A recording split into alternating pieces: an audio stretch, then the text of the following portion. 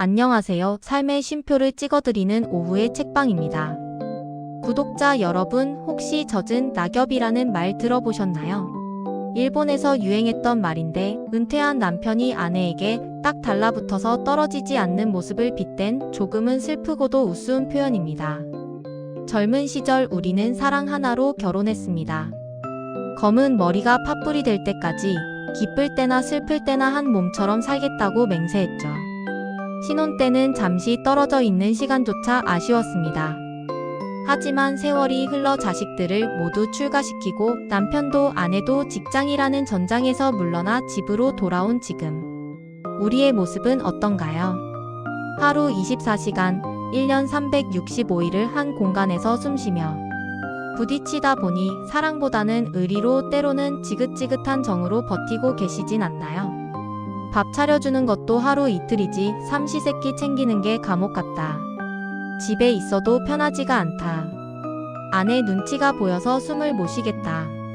이런 하소연 비단 남의 이야기가 아닐 겁니다. 오늘은 황혼의 부부가 서로를 미워하지 않고 오히려 더 깊게 사랑하며 늙어가기 위한 아름다운 거리두기에 대해 깊이 이야기해보려 합니다. 첫 번째 비결은 잠자리 독립을 두려워하지 않는 것입니다. 많은 분들이 부부가 각방을 쓰거나 침대를 따로 쓰는 것을 부부 관계의 끝이라고 오해하십니다. 부부는 싸워도 한 이불 덮고 자야지라는 옛말 때문에 죄책감을 느끼기도 하죠. 하지만 냉정하게 현실을 들여다봐야 합니다. 나이가 들면 우리 몸은 예전 같지 않습니다. 남편의 콧소리 소리는 점점 탱크 소리처럼 커지고 아내는 갱년기 열감 때문에 이불을 찾다 덮었다 밤새 뒤척입니다. 전립선이나 요실금 문제로 하룻밤에도 몇 번씩 화장실을 들락거려야 하죠.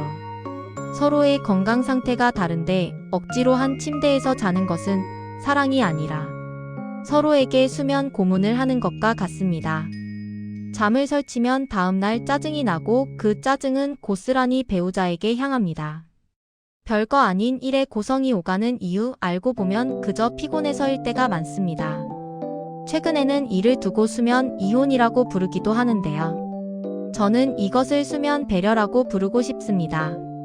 만약 각방을 쓰는 게 정서운하시다면 방은 같이 쓰되 침대 매트리스라도 2개로 나누어 보세요. 중요한 건 밤새 서로를 방해하지 않고 꿀잠을 자는 것입니다. 푹 자고 일어난 아침 개운한 얼굴로 식탁에 마주 앉아 어제 잘 잤어? 라고 웃으며 묻는 것. 그것이 진짜 황혼의 행복 아닐까요?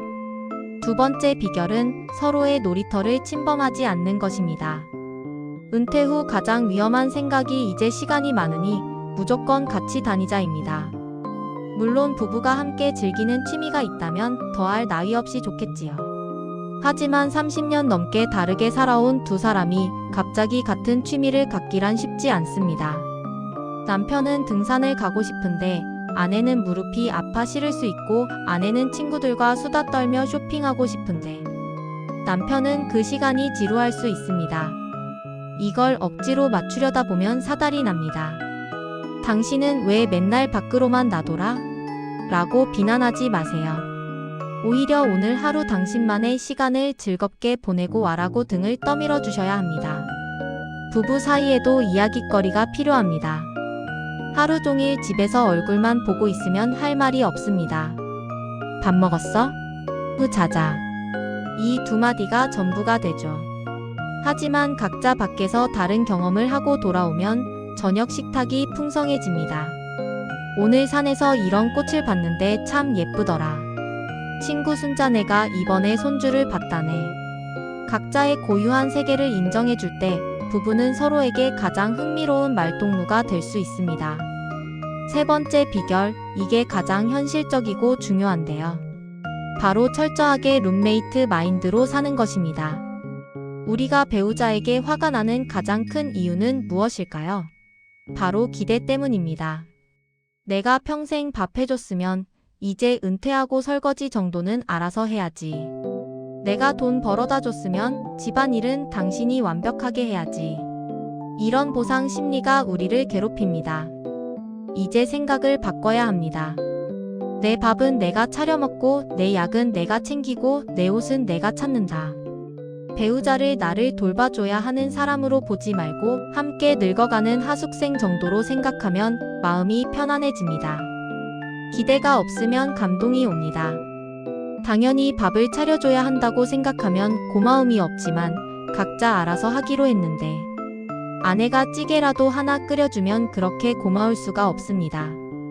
남편이 청소기 한번 돌려주면 그게 또 감동이 됩니다. 60이 넘으면 우리는 모두 혼자 사는 법을 연습해야 합니다. 언젠가 누구든 한 사람은 먼저 떠나게 마련입니다. 그때 홀로 남겨질 배우자를 위해서라도 우리는 지금부터 서로에게 의존하지 않고 스스로 서는 연습을 해야 합니다. 그것이 상대를 위한 진정한 사랑입니다. 장작불이 가장 잘 타오를 때가 언제인지 아시나요? 장작과 장작 사이에 적당한 빈틈이 있어서 그 사이로 바람이 통할 때 불길은 가장 뜨겁게 타오릅니다. 너무 꽉 붙여놓으면 불은 꺼져버리고 말죠. 부부 관계도 이 장작불과 같습니다. 빈틈없이 붙어있는 게 사랑이 아닙니다. 서로의 사이에 바람이 통할 길을 내어주는 것.